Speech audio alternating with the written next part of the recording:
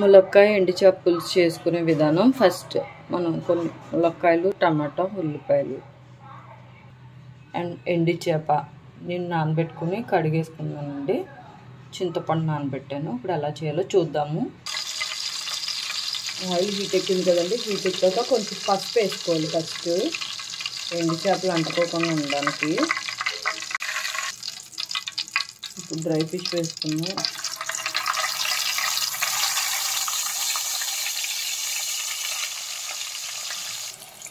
ఎండు చేపలాగా golden brown వచ్చిన తర్వాత తీసేసుకుందాం అండి మనం పక్కకి.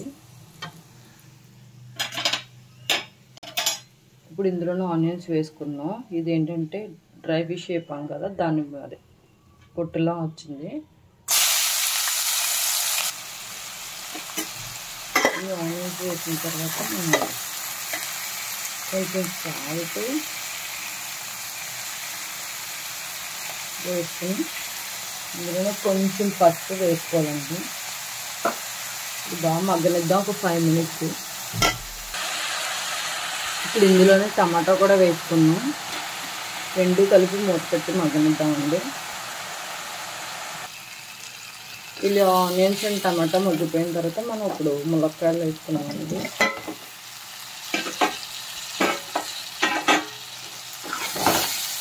ఇవి కూడా ఒక 5 to 10 minutes మగ్గని సిమ్లో పెట్టి మొత్తం ములక్కాడ ఉల్లిపాయ అన్నీ బాగా మగ్గిపోయినాయి కదండి.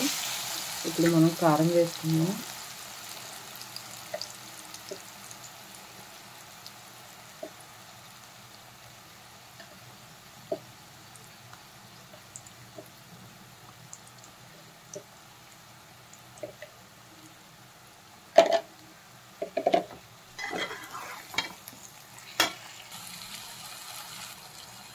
ఇప్పుడు కారం వేసుకున్న తర్వాత ఇలా ఒక 2 నిమిషాలు ఉంచుకున్నాం కదండి.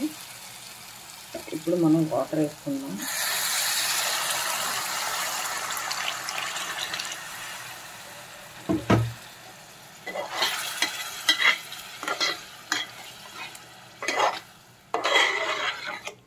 ఇలా వాటర్ వేసుకుని ఉప్పు కారం అంతా సరిపోయిందో లేదో చూసుకుని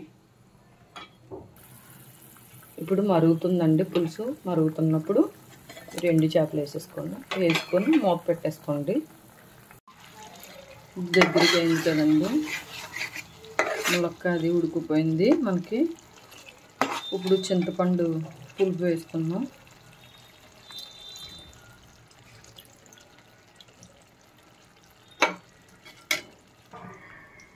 చింతపండు పులుపు వేసుకున్న తర్వాత మళ్ళీ ఒక 2 నిమిషాలు పులుసు మరగనివ్వండి. కొంచెం వాటర్గానే ఉండాలి పులుసు.